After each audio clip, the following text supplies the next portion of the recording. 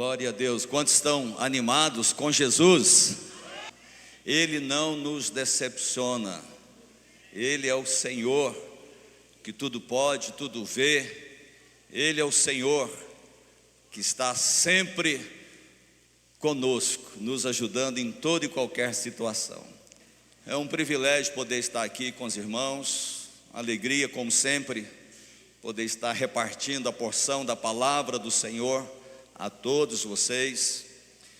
E hoje o pastor Silvio Moura pediu que eu viesse substituí-lo, porque ele está no empreitada no seminário Despertar. Como o horário que ele ministra é agora, então não tem como ele estar lá e estar aqui. Isso é função só do Espírito Santo, só da Trindade. O nosso Deus é um Deus onisciente, onipresente, está em todos os lugares ao mesmo tempo, e é um Deus onipotente também. Amém? Glória a Deus. Nessa manhã, amados, eu estava meditando na palavra e pensando que o Senhor quer falar conosco. Talvez você já ouviu essa palavra, talvez você já leu sobre esse assunto que nós vamos comentar, mas eu quero tentar trazer esse assunto à baila, trazer para nós de uma maneira que talvez você não pensou ainda nesse assunto. Às vezes nós vemos apenas como algo do Velho Testamento e não transferimos essa ideia para o Novo Testamento e em particular para nós pessoalmente. Quero falar sobre o tabernáculo de Moisés, transferindo essa ideia do tabernáculo para a cruz de Jesus e, por sua vez, trazendo para nós, para a nossa vida pessoal, o que o tabernáculo representa para mim, como pessoa, o que o tabernáculo representa para nós como igreja. Então, a palavra do Senhor diz, em João capítulo 3, no verso 16, que Deus amou o mundo de tal maneira que deu o seu Filho unigênito para que todo que nele crê não pereça, mas tenha a vida eterna. Quem é que deu o Filho? Foi Deus. Quem é que veio? O Filho. Então Deus deu e o Filho veio. Então a obra é dele, a obra não é nossa. Nós só absorvemos a obra de entrega de um Deus maravilhoso que nos ama, para que esse Filho que foi enviado possa penetrar dentro de nós e nos tornar novas pessoas, novas criaturas, pessoas melhores. A intenção de Deus é nos tornar melhores. E em João também diz, no capítulo 14, no verso 6, Jesus dizendo para Tomé, um dos seus discípulos, um dos seus apóstolos, quando Jesus disse: eu vou para o Pai, preparar-vos lugar, e quando eu for, voltarei para vós outros, e os levarei para mim mesmo. Vou preparar mansões celestiais. E Tomé, um dos seus discípulos, falou: Senhor, qual é o caminho? O Senhor vai para o Pai, mas qual é o caminho para chegar até o Pai? E aí Jesus disse no versículo 6: eu sou o caminho, a verdade e a vida. Vamos dizer juntos: eu sou. Quem é que disse isso? Jesus. E ele diz mais: ninguém vem ao Pai senão por mim. Ele não disse ninguém vai ao Pai, ele disse ninguém vem, porque o Pai estava nele, ele e o Pai eram um. Então ninguém vem até o Pai senão passar por mim. Agora ele diz: eu sou o caminho, eu sou a verdade, eu sou a vida.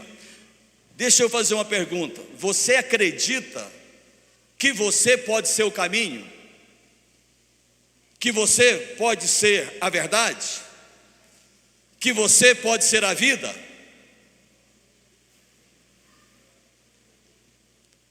É para a gente pensar que quando eu abnego dessas coisas, que eu não sou o caminho, eu não sou a verdade, nem sou a vida, eu estou isentando a vida daquele que eu amo em mim.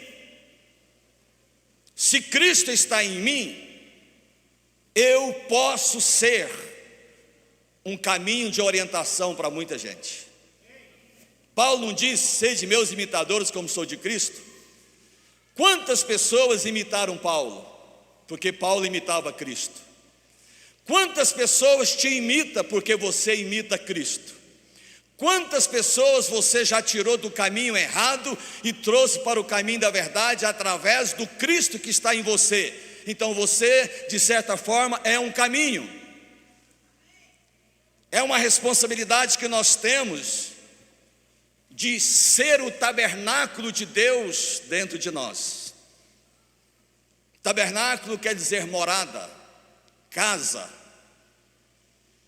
E Deus resolveu fazer um tabernáculo, uma casa, no deserto, para que o povo de Israel que saiu do Egito, cheio de liturgias, cheio de idolatria, cheio de costumes do Egito, Israel ficou 400 anos como escravos no Egito, vivendo sob o jugo de Faraó, e aquela geração desaprendeu a cultuar o Deus de Israel, e foi necessário o Senhor enviar Moisés e tirar o povo de Israel do Egito, através de 10 pragas,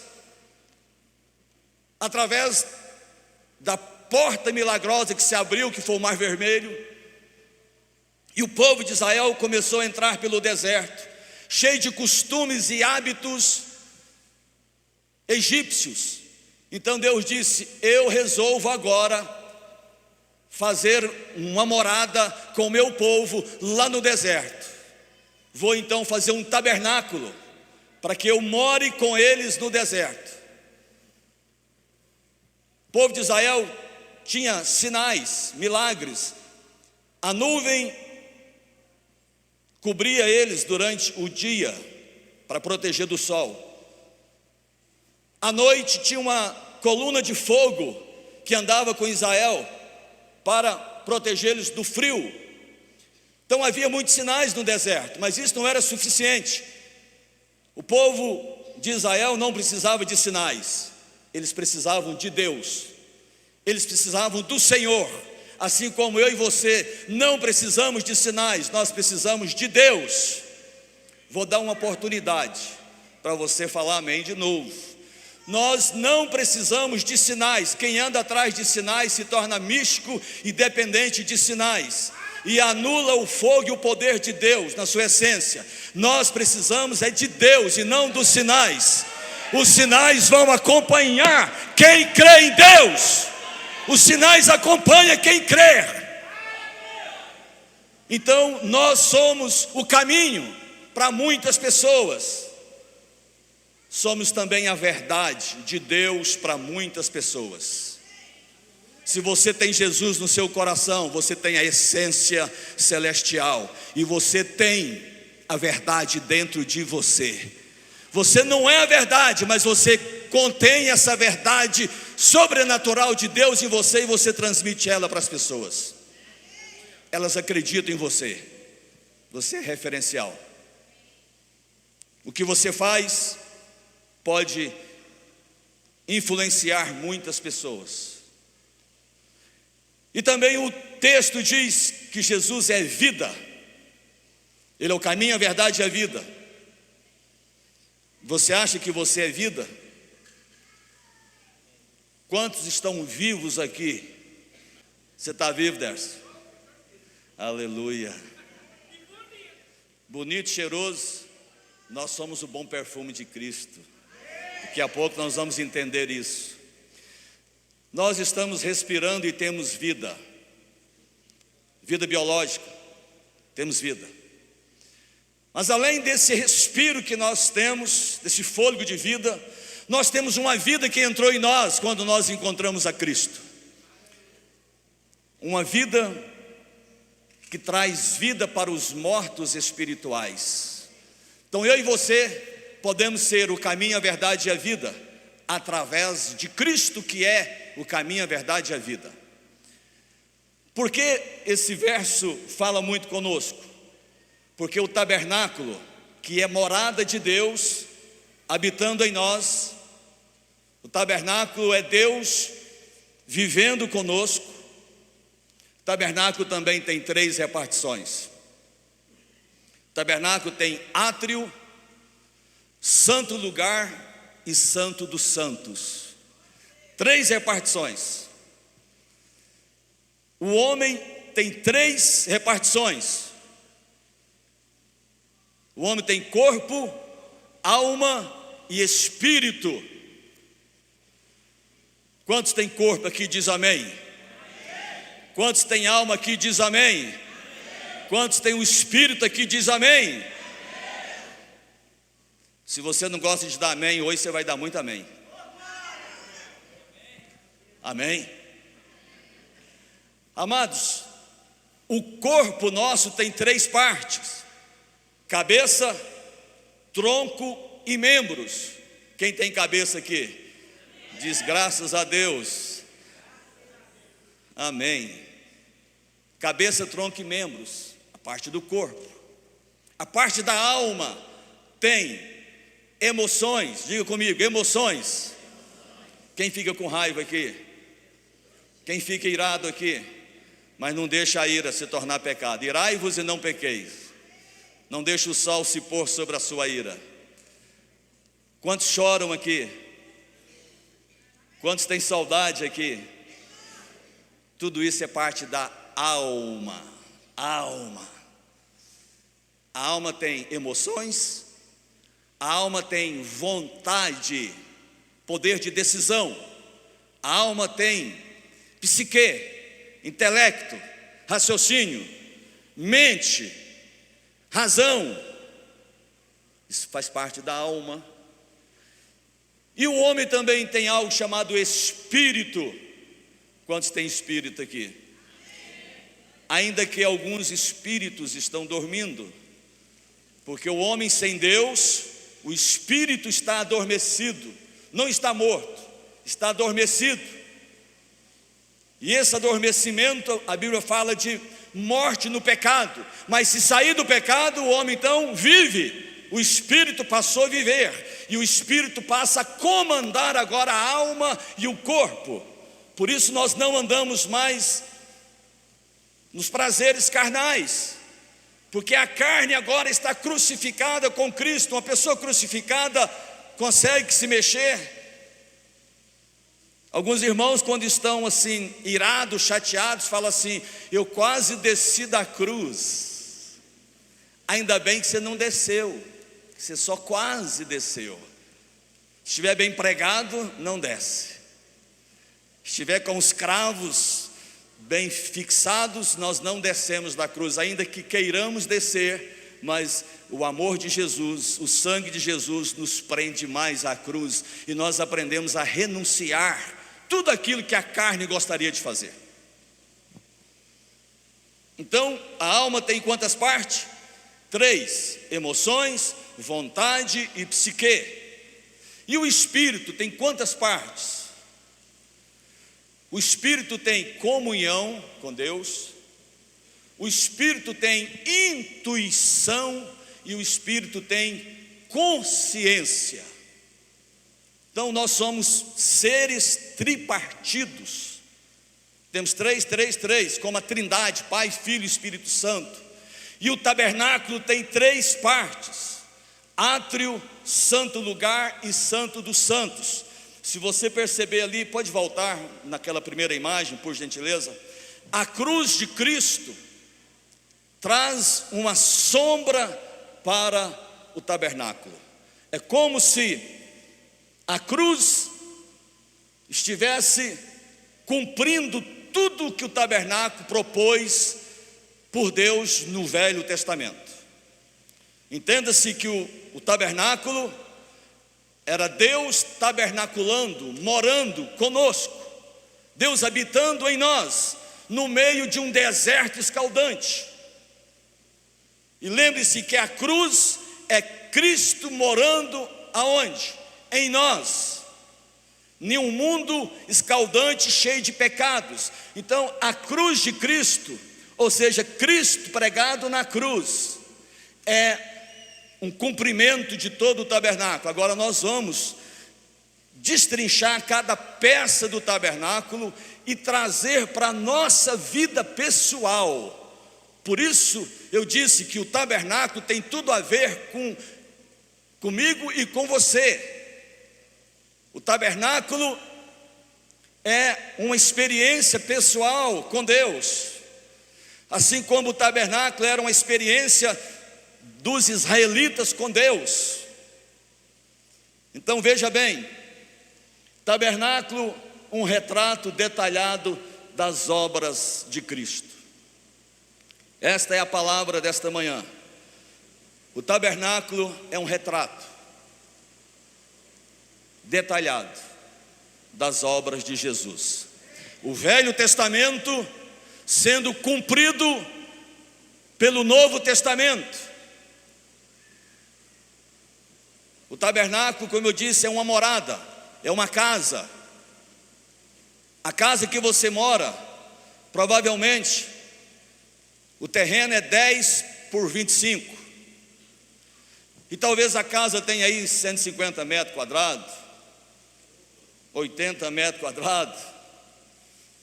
Tem gente que mora dentro de um de 30 metros quadrados e é mais feliz do que um que mora numa mansão. Amém ou não? Então o tabernáculo, ele tinha no seu tamanho total 45 por 25. 45 por 25. E o santo lugar e o santo dos santos era 15 por 5, era menor um pouco. Então o tabernáculo na sua extensão toda era 45 por 25. Então imagine-se, pode colocar uma foto do tabernáculo agora, por gentileza. O tabernáculo, ele era 45 por 25. Imagina você morando ali. Precisa de mais alguma coisa?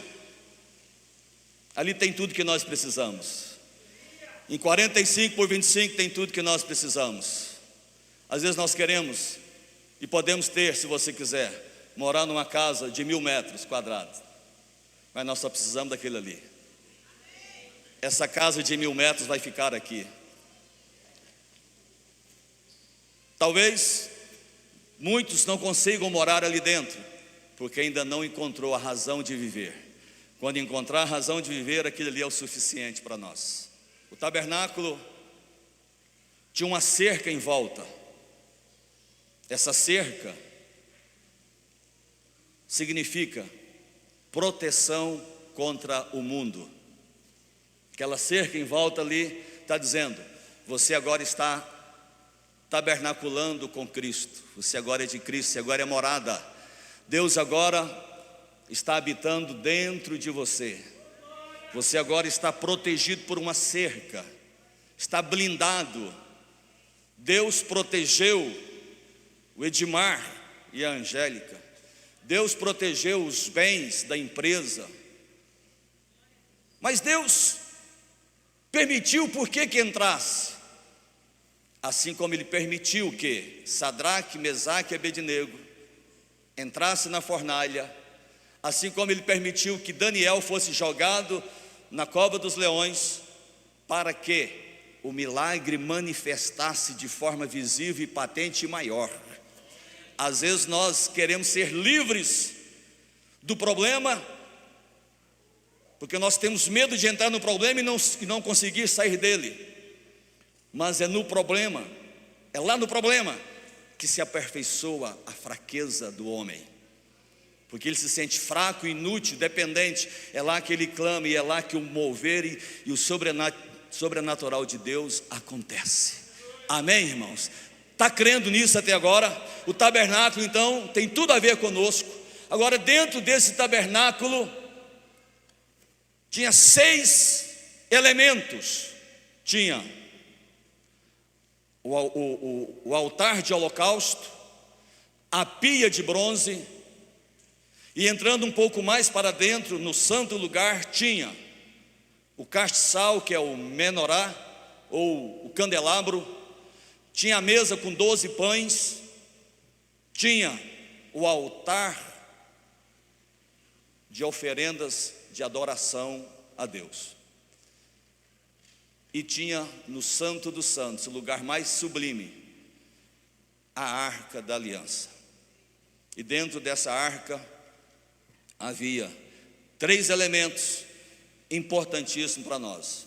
Havia, quem sabe? O pão, o maná. Dentro da arca havia a vara de Arão. Dentro da arca havia as tábuas dos 10 mandamentos. E nós vamos agora entender isso para nós.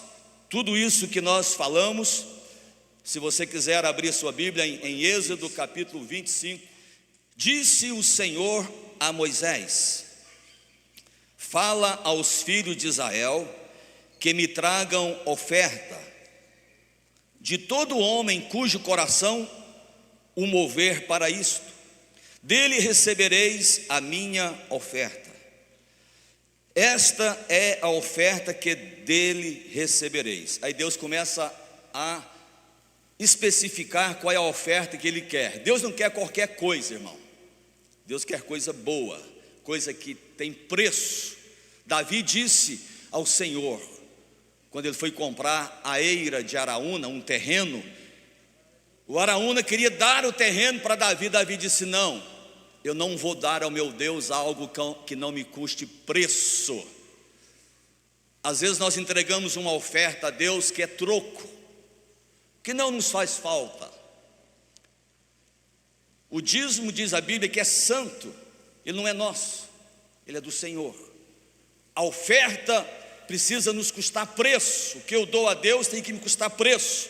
E aqui o que Deus pede do povo de Israel, que havia saído do Egito com os costumes do Egito, Deus agora está provando esse povo e pedindo deles algumas riquezas que eles adquiriram lá no Egito e trouxe para o trajeto até a terra prometida. Quantas vezes uma pessoa traz riquezas que ele conquistou trabalhando, traz para a casa do Senhor, traz para o ambiente cristão, e ele abençoa a casa de Deus com os bens que ele tem. Alguém acha que Zaqueu não abençoou Jesus com os bens? Zaqueu resolveu o problema com os pobres que ele tinha defraudado, deu a metade para outros, mas o restante que ficou, ele já havia sido convertido, ele investiu no reino, investiu em Jesus. E aqui Deus está dizendo para Israel: esta é a oferta que desse povo vocês vão receber: ouro, prata e bronze, o estofo azul, a púrpura, o carmesim, linho fino, pelos de cabra e peles de carneiro, tintas de vermelho e peles finas, e madeira de acácia, azeite para a luz, especiarias para o óleo de unção e para o incenso aromáticos, pedras de ônix, pedras de engaste para a estola sacerdotal e para o peitoral. E me farão um santuário para que eu possa habitar no meio deles, segundo tudo o que eu te mostrar, para o modelo do tabernáculo, para o modelo de todos os seus móveis, assim mesmo o fareis. Então veja que Deus chama Moisés e dá a ele uma incumbência de construir um tabernáculo. E Deus fala com Moisés depois de 40 dias de oração. O verso 12 do capítulo 24 diz assim: então disse o Senhor a Moisés: sobe a mim ao monte e fica lá. Deus não falou o tempo, fica lá, permaneça na minha presença. Se você quer ouvir a voz de Deus, permaneça na presença de Deus. Permaneça na presença de Deus. Não seja mais rápido do que Deus. Deus tem um tempo dele.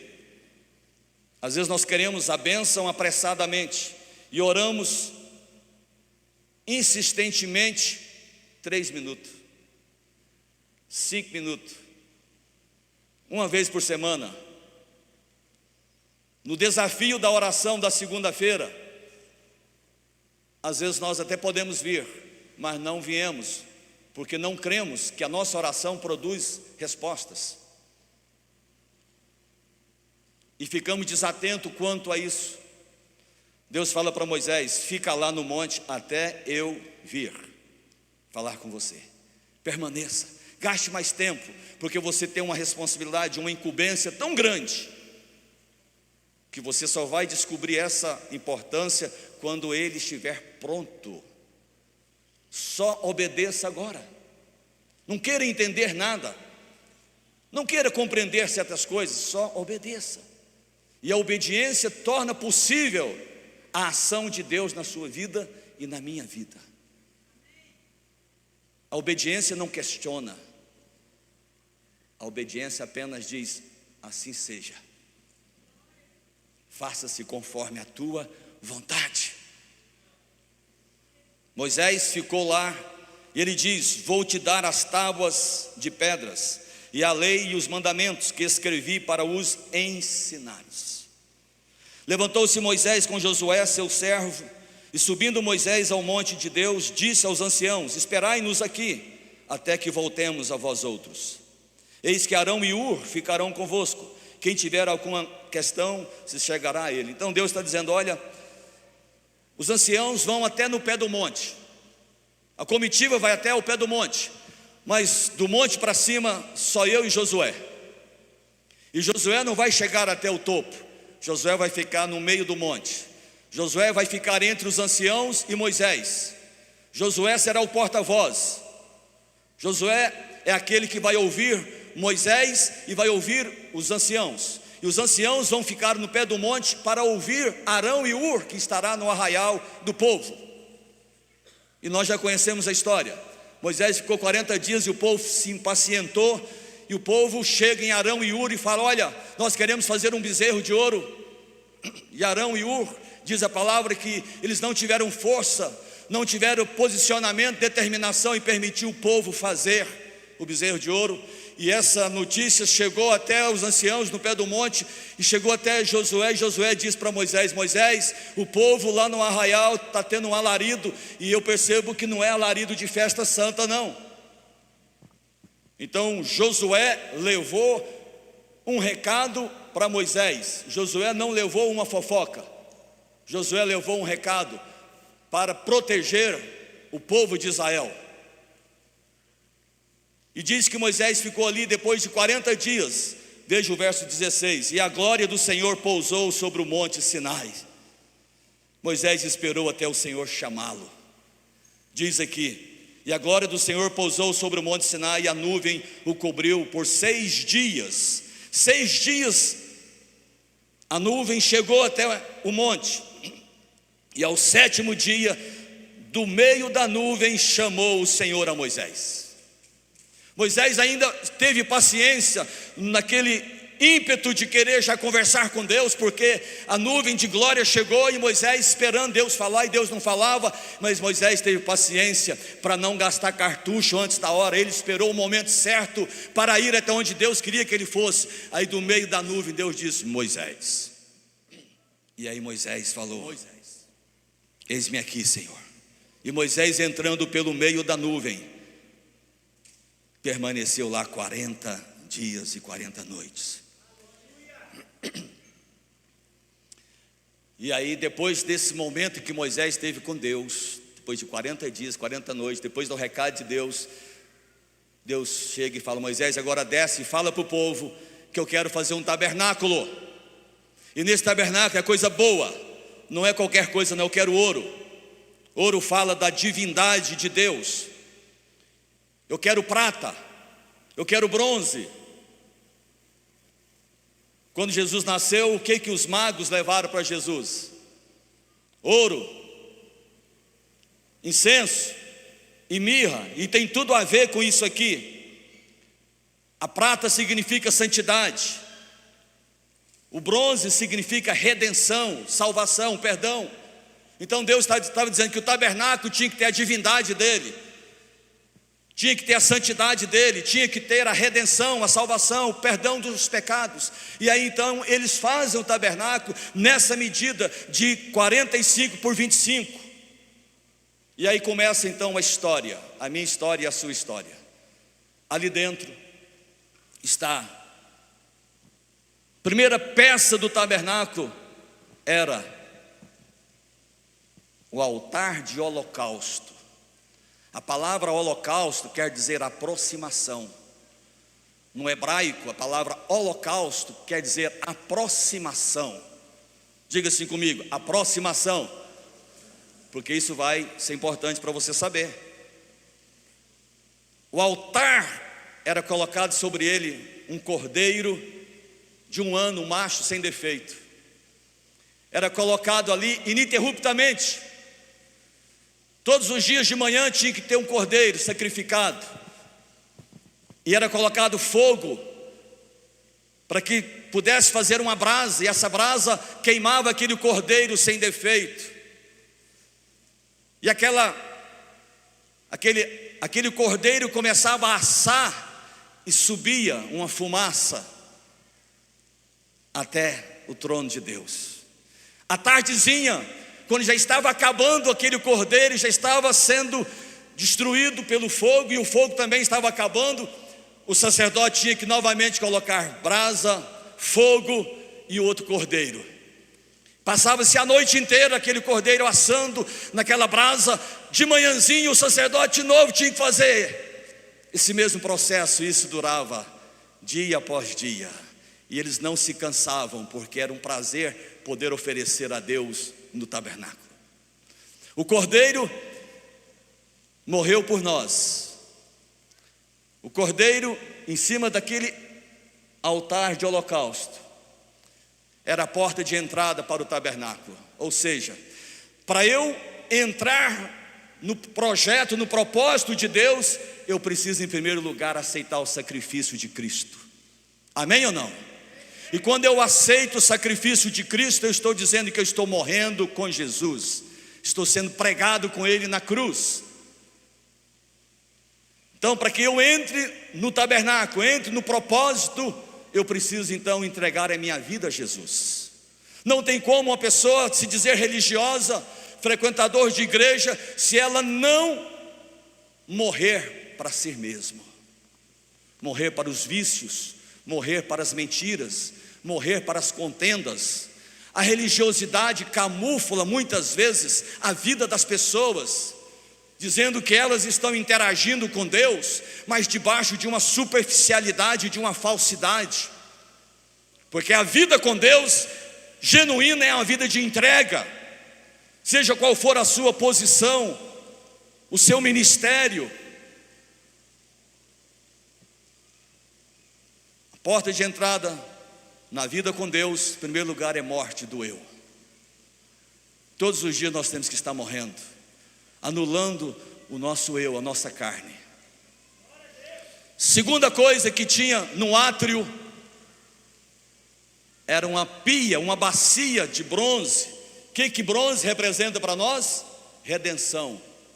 Não foi bronze que Deus pediu aqui? Trouxesse ouro, prata e bronze. O altar era de ouro. Volta lá, por favor. Prega junto comigo, por favor. Não, volta lá na bacia. Nos dois elementos, a bacia, isso. A bacia era de bronze e o altar era de bronze e de ouro. A divindade de Deus estava ali na entrega. A bacia fala de redenção, de perdão.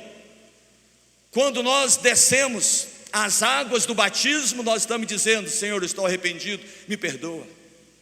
Então o próximo passo, depois de morrer para o mundo, de ser colocado sobre o holocausto, e holocausto quer dizer aproximação de Deus, depois de entrar no tabernáculo através do átrio, eu morro no altar de holocausto, me aproximo de Deus, e o próximo passo chama-se bacia de bronze. bronze, redenção, perdão. Eu desço as águas do batismo. Por isso muita gente precisa ainda de descer as águas do batismo, porque batismo significa arrependimento dos meus pecados, e preciso decidir isso publicamente. Eu não posso ter vergonha de descer as águas. O ato de descer as águas é como se estivesse nos lavando. Quando o sacerdote oferecia no altar de holocausto o cordeiro, as mãos dele ficavam sujas de sangue. Era necessário ele dar 2 passos para frente, ir lá na pia e lavar as suas mãos do sangue. Então a água do batismo é para lavar-nos os nossos pecados. Mas tem muita gente que acha que a vida com Deus é só isso. É só morrer para si mesmo, parar de pecar, parar de fazer algumas coisas e descer as águas do batismo. Não, Deus tem muito mais para nós. A vida começa a caminhar, continua. A vida cristã não pode ser uma vida estática. Você precisa caminhar, andar. O próximo passo era agora sair do átrio e entrar agora no santo lugar. O santo lugar já começa a exigir de nós algumas coisas. O átrio é mais fácil. O átrio muitas vezes pode ser um impulso. O átrio pode ser uma decisão, às vezes não tão pessoal, porque é uma entrega. Eu me anulo para algumas coisas. Eu até sou batizado porque alguém insistiu comigo. O meu líder insistiu comigo, o meu pastor insistiu comigo para que eu pudesse ser batizado. Então são atos muitas vezes involuntários, mas o santo lugar já aperta um pouquinho mais. O peitoral do sacerdócio, o que tudo isso significa para nós. A vida do crente é maravilhosa, irmão. Deus pensou em tudo para nós. Por isso a palavra diz: o meu povo padece, porque lhes falta o quê? Conhecimento.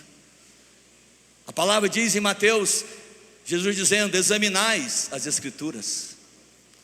A Bíblia, para ser examinada, não é apenas para ler como se fosse um gibi, não é um passatempo.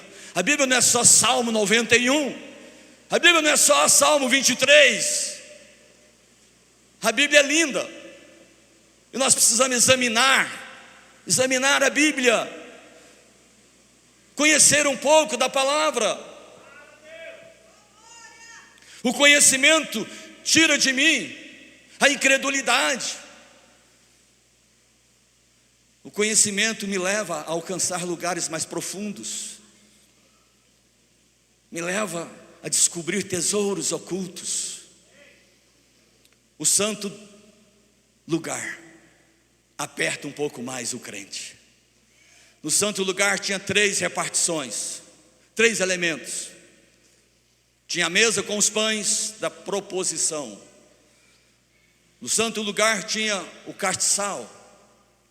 E no santo lugar tinha o altar de adoração. Vamos ver o que é que a mesa fala para nós. A mesa da proposição não é uma mesa da preposição, é da proposição.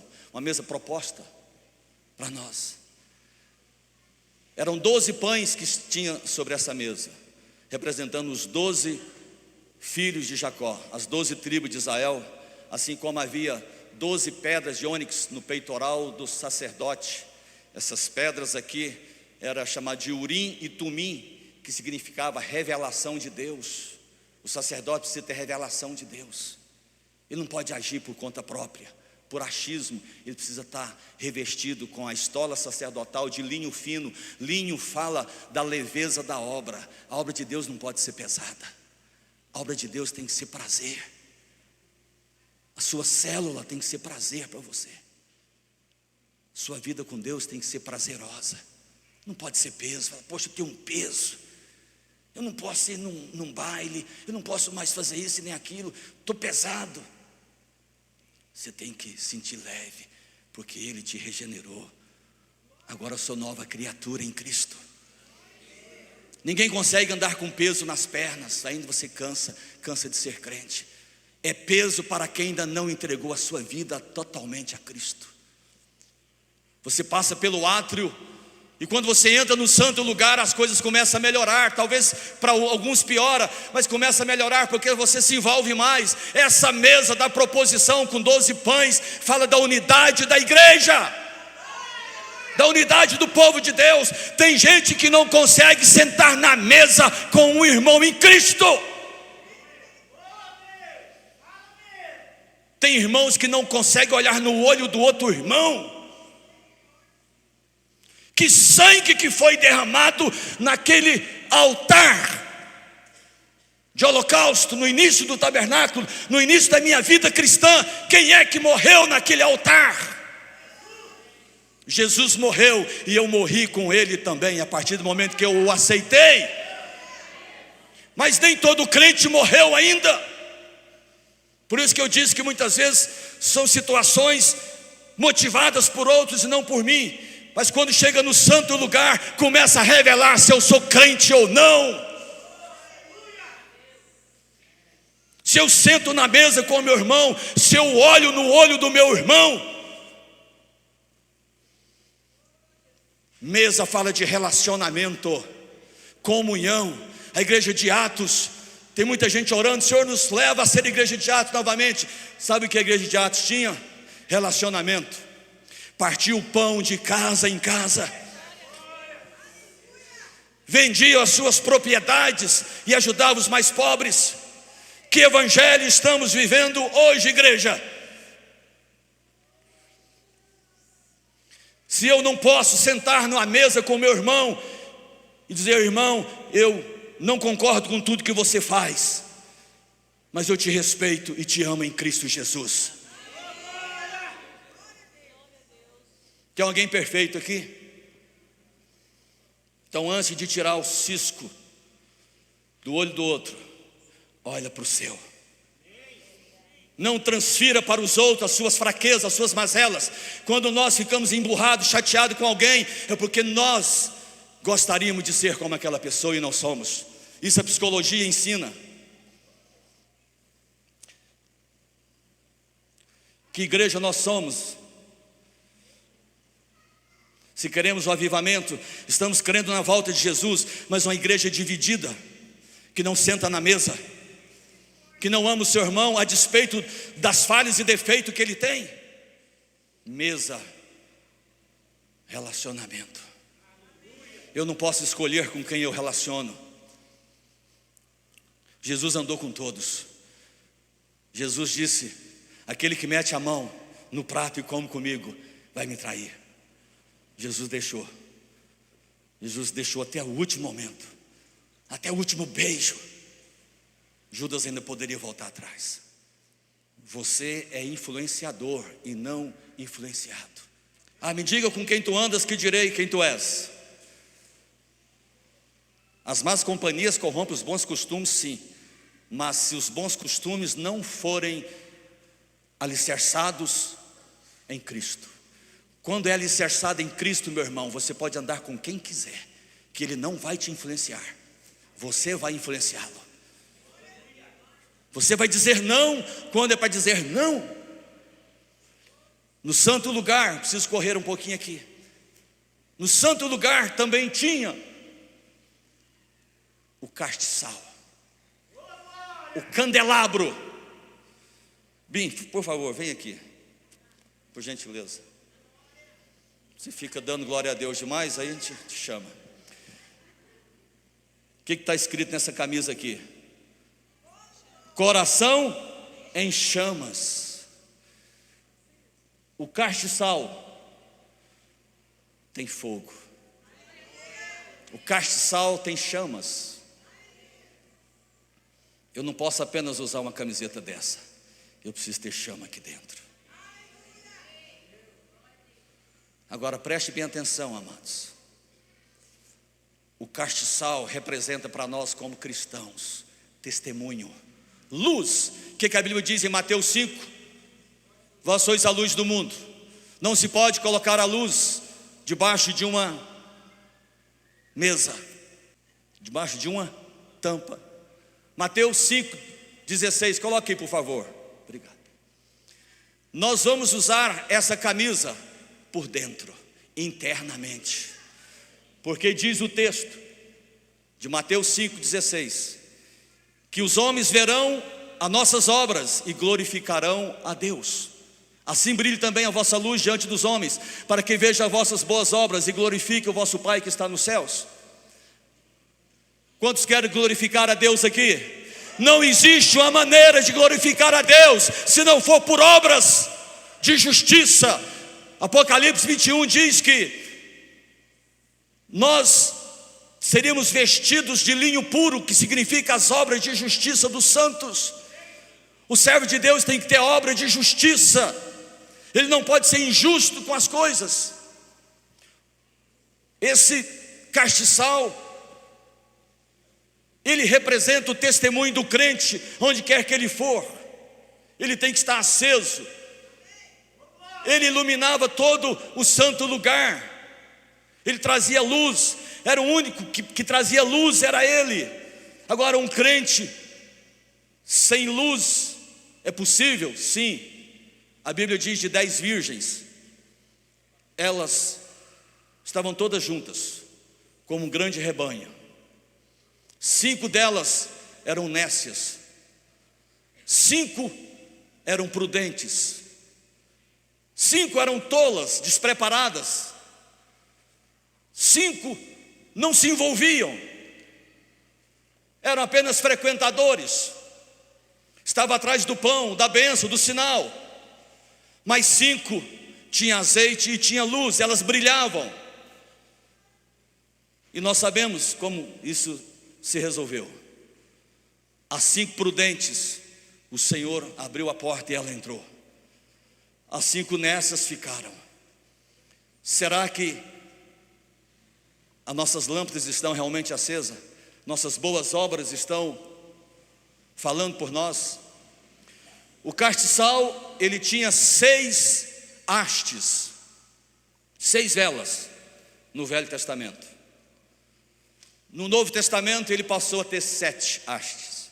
A do meio representa Jesus Cristo.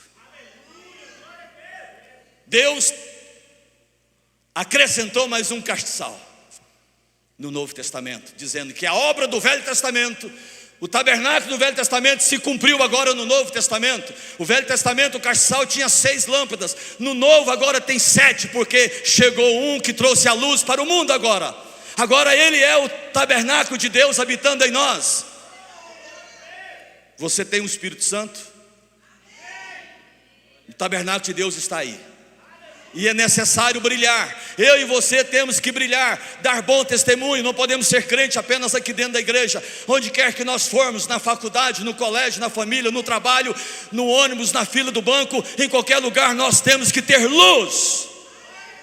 É tão feio quando você vê um crente dando mau testemunho e alguém depois conta para você dizendo: olha, aquele irmão, a luz dele se apagou. Deixou o mundo, o vento, a tempestade mundana apagar as suas luzes. Isso é sério, irmãos. Vamos andar um pouquinho mais, para ser mais rápido. O tabernáculo dentro do santo lugar, que é um pouquinho mais apertado para o crente. Além da comunhão que ele tem que ter com os irmãos, sentar na mesma mesa, comer do mesmo pão, do mesmo maná, da mesma palavra, ele precisa também brilhar, ter a luz de Cristo sobre a vida dele, dar bom testemunho. E em terceiro lugar, ele precisa agora estar diante do altar de adoração. Essa é uma das partes mais importantes da vida do crente, porque neste altar ali tinha que ter brasa. Neste altar ali tinha que ter algumas especiarias, que a Bíblia diz no capítulo, abre comigo, capítulo 30 de Êxodo, capítulo 30 de Êxodo, verso 34. Deus ainda está ensinando Moisés como fazer o tabernáculo. Em toda a Bíblia não existe tantos capítulos de orientação como tem sobre o tabernáculo. As maiores orientações que Deus deu para uma pessoa foi sobre o tabernáculo, e tem muitos capítulos, 9 capítulos, só falando das instruções do tabernáculo, a importância que Deus dá ao tabernáculo, a presença dele com o povo de Israel que estava no deserto, cheio de cultura do Egito. Por isso Deus traz ensinamento para a igreja, porque muito crente está com cultura lá do mundo ainda, cultura lá do Egito. Limpa a sua igreja, Senhor, a começar da minha vida pessoal. Eu, Gilberto, limpa a minha vida, Pai, limpa a minha vida, eu preciso estar limpo. Se você não bateu no peito é porque você não está precisando, porque eu estou precisando. Limpa a minha vida, Pai, limpa a minha vida. Olha o que diz Êxodo capítulo 30, verso 34. Disse mais o Senhor a Moisés. Moisés recebeu muitas instruções. Toma substâncias odoríferas. Aí ele começa a falar: estoraque, ônica, gálbano, estes aromatas com incenso puro, cada um de igual peso. E disto farás incenso, perfume, segundo a arte do perfumista, temperado com sal puro e santo. Amados, preste bem atenção. Cada uma dessas especiarias tem um significado para nós. Eu não tenho tempo para entrar nisso, mas a verdade é que esse altar precisava ter brasas, e as brasas desse altar saíam lá do primeiro altar de holocausto e era conduzido para este altar aí. Portanto, este altar aí tinha brasas que queimou a carne lá atrás, brasas de entrega. Mas este altar não tinha mais sacrifício de cordeiro, não tinha sangue. Agora este altar tinha que ter aromas, aromáticos, tinha que ter esses elementos aqui, que significa coisas tremendas para nós. O sacerdote chegava ali e ele jogava esses elementos aromáticos em cima daquelas brasas, e ali subia uma fumaça, também como o primeiro altar de holocausto, só que não agora como sacrifício, mas agora era um oferecimento de adoração, de gratidão, e todo o ambiente ficava cheiroso. Se o primeiro altar tinha fogo, esse segundo tinha cheiro. Se o primeiro altar tinha sacrifício, cheiro de queimado, o segundo altar agora tem aroma. Assim como o castiçal trazia luz para o santo lugar, o altar de adoração trazia cheiro, aroma. Agora deixa eu te falar algo tão sério, porque depois deste elemento aí, o próximo passo era entrar na presença do Todo-Poderoso, da arca. Agora preste bem atenção na exegese que nós vamos trazer aqui. Nem todo altar que antecede a presença da arca tem brasa. Nem todo altar tem cheiro aromático. Tem crente que ora, ajoelha, faz calo, como o joelho de Tiago, que era chamado de joelho de camelo. Ora, mas não tem cheiro, não tem aroma, não jogou as especiarias. Pode até ter brasa, é irmão fogoso, aleluia, fala que irmão, mas ele não tem cheiro. Se você apertar um pouquinho, sai mau cheiro, sai crítica, sai avaliações, sai zombações. Eu não sei se Deus está ouvindo essas orações. Eu não sei que tipo de fumaça é essa que sobe. Não tem nada de aromas, porque cada um desses utensílios aqui, estoraque, ônica, gálbano e sal, tem um significado tremendo. Eu não tenho tempo para falar sobre isso, que isso nos deixa tão atemorizados.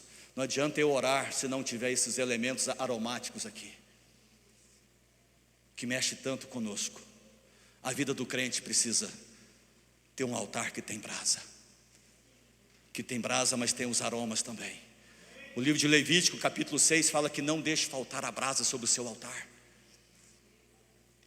Não adianta ter o aroma, mas se não tem brasa, não tem como o aroma subir como incenso agradável a Deus. Às vezes a minha oração não está sendo um incenso agradável a Deus, porque eu não estou colocando as especiarias corretas. Eu estou colocando nas minhas orações murmuração, chateação, e Deus não fala disso aqui. Ele está falando de ônix, gálbano. Ele está falando de entrega de coisas maravilhosas, coisas preciosas. Só uma delas para você entender como é tremendo. O sal, por exemplo. O sal traz tempero. Se a minha oração não tiver sal, mas às vezes a minha oração não está temperando, ela está estragando. Eu estou pedindo justiça, estou pedindo vingança, estou pedindo para o meu próprio prazer. Tiago diz: não recebeis porque estão pedindo o seu próprio prazer, para os seus próprios deleites. Então às vezes as nossas orações, às vezes até oramos, mas não estamos orando da maneira correta. Depois que você passa desse lugar aí, eu queria que você ficasse de pé, que nós vamos encerrar aqui, por gentileza. Pode até ter oração, mas pode estar faltando o aroma, o tempero. Depois dessa repartição, nós entramos no lugar mais sublime que todos nós queremos estar, que é a presença do Senhor. Mas se faltar o aroma, se faltar as especiarias no altar de adoração, eu posso até entrar na presença da arca, mas não vai significar nada. Sabe por quê? Porque eu não vou aceitar os elementos que estão dentro da arca. Os elementos que estão dentro da arca, as tábuas dos 10 mandamentos, o ensino. Quantos aceitam o ensino de Deus? Quantos aceitam a repreensão de Deus? Quantos aceitam o adestramento de Deus? Quando Deus começa, às vezes a gente não aceita.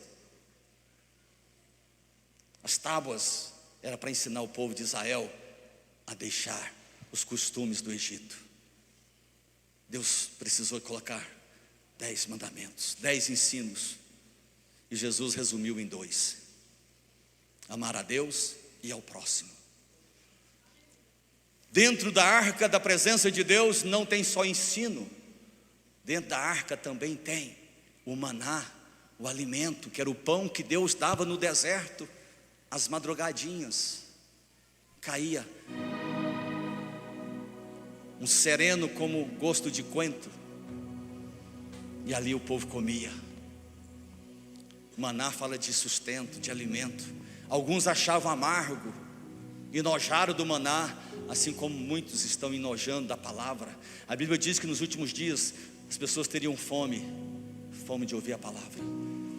A Bíblia diz em Timóteo que muitos nos últimos dias iriam ter comichão nos seus ouvidos para seguir apenas aquilo que lhe agradava. Ou seja, vou frequentar a igreja que tem um molde do meu corpo, que se adequa àquilo que eu penso. O alfaiate não é mais Deus. O alfaiate agora se tornou o diabo, promovendo modismo dentro das igrejas, superficializando a presença de Deus, levando as pessoas a apenas serem almáticas, emotivas. Dentro dessa arca também tinha a vara de Arão, que floresceu. Não é simplesmente uma vara, ela floresceu, ela se destacou das outras varas. Todos os magos do Egito tinham vara, mas a única que floresceu, que deu fruto, foi a de Arão, e estava dentro da arca. A presença de Deus tem que proporcionar em nós obediência aos mandamentos. A presença de Deus tem que proporcionar em nós fome de comer a sua palavra. presença de Deus tem que proporcionar em nós frutificação. Porque se eu estou na presença de Deus e não estou com esse espírito, eu posso ter passado pelo altar de adoração sem jogar as minhas especiarias, apenas com brasa, apenas um fogo, mas as especiarias, o sal, o cálamo, o ônix, não foi jogado para trazer um aroma agradável. Deus quer sarar o nosso coração, amados. A cruz de Cristo, por gentileza, volta ao primeiro slide. A cruz cumprindo todo o tabernáculo do Velho Testamento. E eu quero ler o último verso para encerrar com você.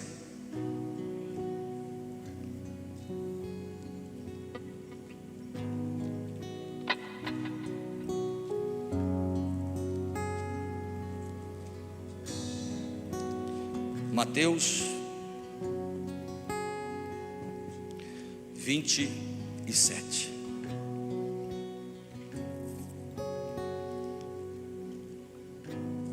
Versículos 50 e 51.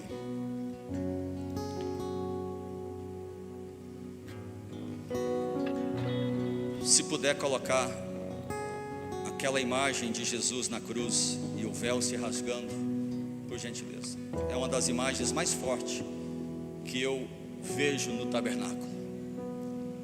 É quando o véu se abre.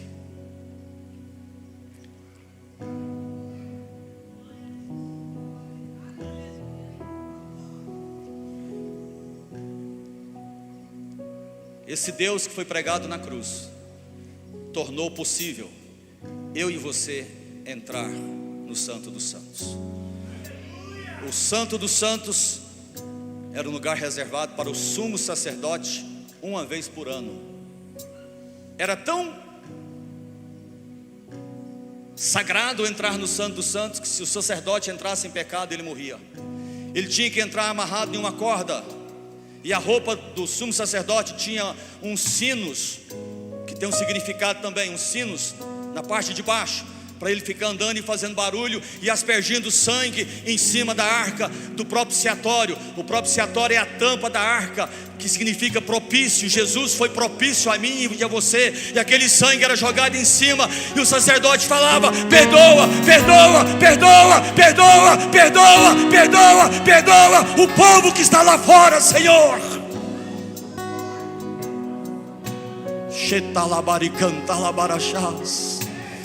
Nem todo mundo entende o processo da cruz.